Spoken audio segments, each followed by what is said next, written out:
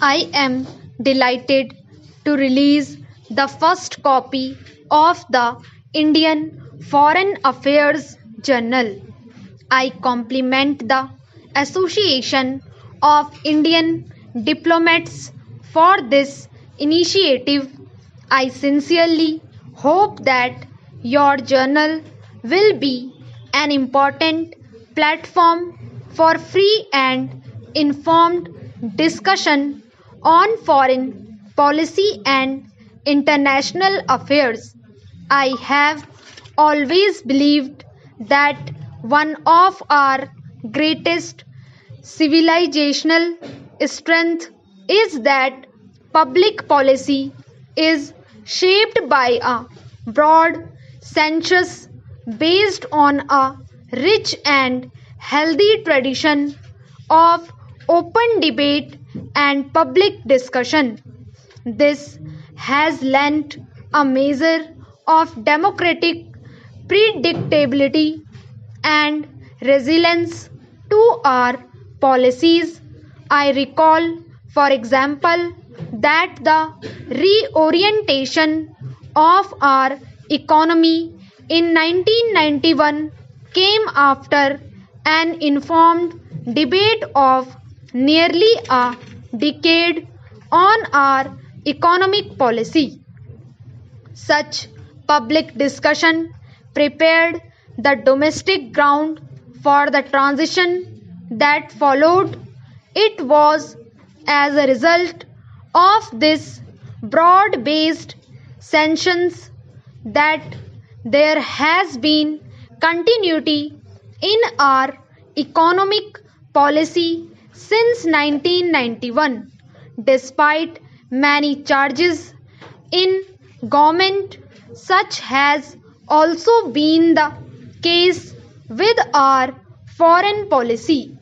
In this context, it is instructive to recall that even before independence, our political and intellectual leaders extensively debated the contours of the foreign policy of an independent India.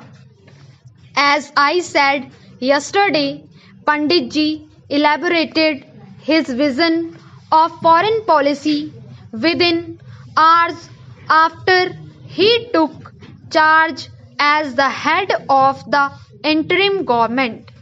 He could do so not only because of his own well considered views on the matter, but also because he knew his views reflected a consensus within the Congress party and the nation.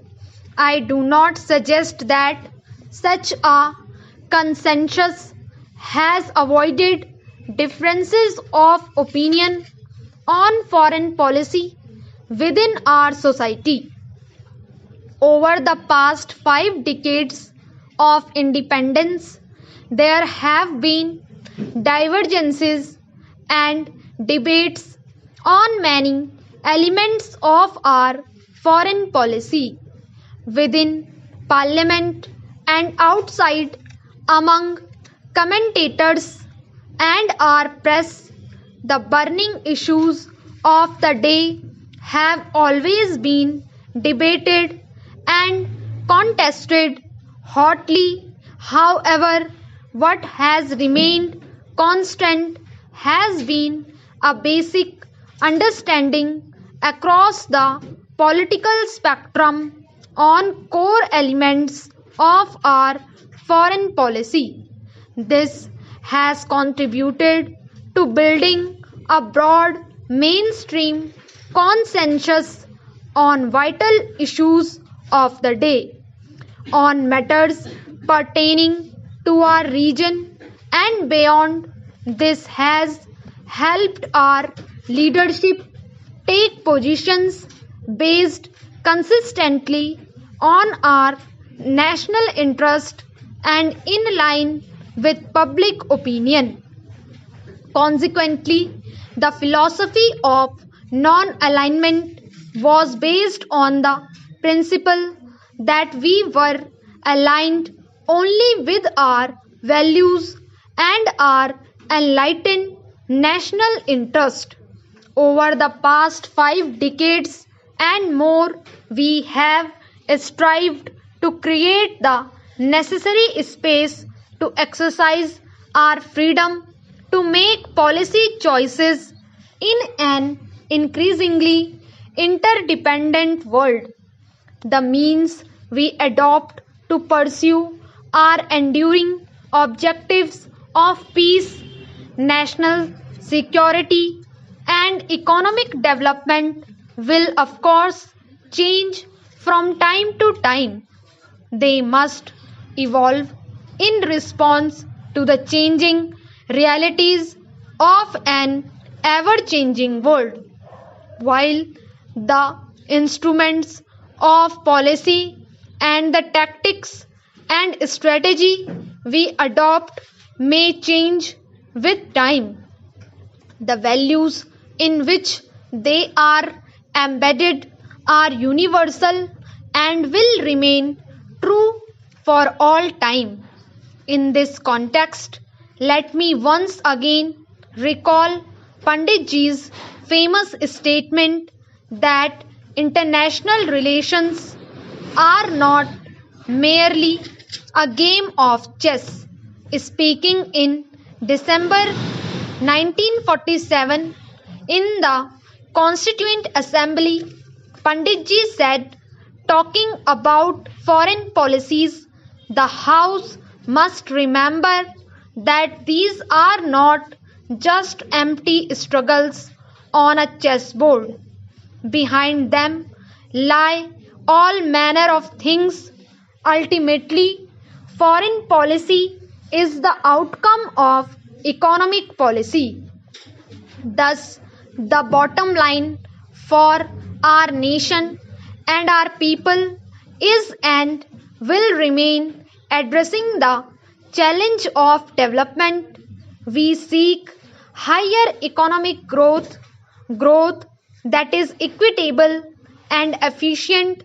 We seek new opportunities, new employment, and new markets. We seek new skills and technologies as we strive to realize our due place in the group of nations. Any policy must stand the test of one simple question: how will it affect our quest for development and our need to provide a secure environment for government to deliver to our people?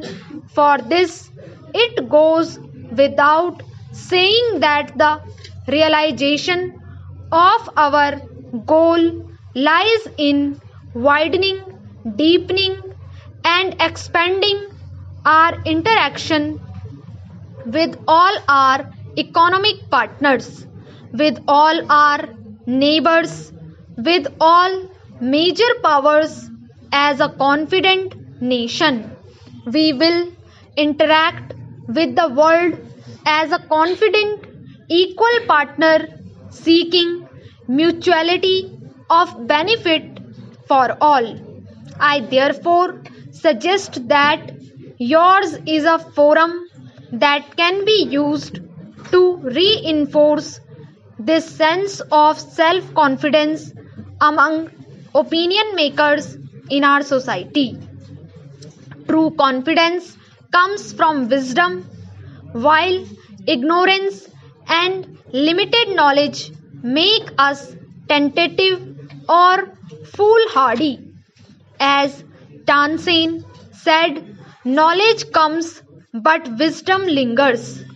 As a means of spreading wisdom, your general can play an important role by promoting a responsible, informed, and intelligent debate on the issues confronting our nation and our world today. This is the need of the hour Therefore, let me once again welcome the publication of this journal. In conclusion, I urge you to open your pages to young and energetic minds. Yours is an association of the best minds of our foreign policy establishments.